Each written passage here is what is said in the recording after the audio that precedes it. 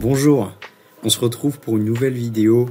Avant de la démarrer, je vous invite à cliquer ici pour vous abonner à notre chaîne afin de suivre l'ensemble de l'actualité de l'environnement des normes de cybersécurité et d'en savoir plus sur notre société et nos offres d'accompagnement. Allez, c'est parti. Et aujourd'hui, on va voir le chapitre 8. Alors si vous n'avez pas vu les vidéos suivantes, je vous recommande d'aller visualiser celle-ci directement ici pour prendre à la vidéo initiale et ici pour reprendre au chapitre 7 et avoir un petit rappel. Nous, on va s'intéresser aujourd'hui au chapitre 8, fonctionnement. Ce chapitre 8, fonctionnement, est composé de 3 sous-parties. Planification et contrôle opérationnel, qui est le cœur de ce chapitre 8. Appréciation des risques de sécurité de l'information et traitement des risques de sécurité de l'information. Dans cette première partie du chapitre, planification et contrôle opérationnel, on nous explique que l'organisation doit planifier, mettre en œuvre et contrôler les processus nécessaires à la satisfaction des exigences liées à la sécurité de l'information et à la réalisation des actions déterminées en 6 points, à savoir les actions du plan de traitement des risques, ainsi que l'application des mesures de l'annexe 1.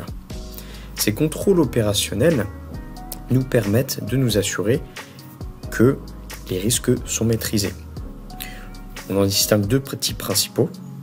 Les mesures techniques, comme la mise en place d'un antivirus sur un poste de travail, la mise en place d'un VPN sur le poste de travail qui, via un certificat personnel, permet d'authentifier une personne qui cherche à se connecter depuis un réseau distant vers le réseau de l'entreprise, ou encore mettre en place des mesures de cryptographie sur certains éléments clés, comme des données de santé à chiffrer en base de données. Le deuxième élément est l'ensemble des revues. On a par exemple les revues des accès, les revues des documents du SMSI, soit l'ensemble des revues à effectuer à période régulière pour s'assurer que les documents ou les accès ou d'autres éléments du SMSI sont toujours à jour, notamment les risques. Et s'assurer que ceux-ci, s'ils ont évolué, ont été modifiés. Les 2 éléments suivants sont liés à l'appréciation des risques et au traitement des risques. L'idée étant d'avoir de l'amélioration continue sur ces éléments-là et de la mise à jour. Il est indispensable de revoir à fréquence régulière, c'est-à-dire au moins une fois par an, ou à chaque changement significatif du SMSI, ou en cas de réalisation d'un des risques, l'appréciation de l'ensemble des éléments des risques, pour s'assurer que l'analyse des risques est toujours à jour. Il est ensuite indispensable, après réévaluation des risques, de modifier la partie des traitements des risques, en partie ceux qui ont été modifiés. En effet, on vient s'assurer que l'on applique toujours les procédures du SMSI à jour, que l'on effectue les contrôles à la fréquence définie et que l'on met à jour les solutions techniques nécessaires au traitement des différents risques.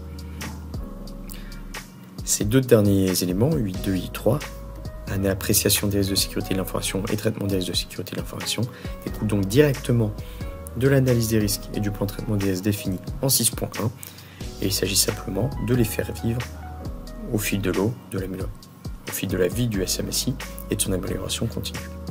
On se retrouve prochainement pour chapitre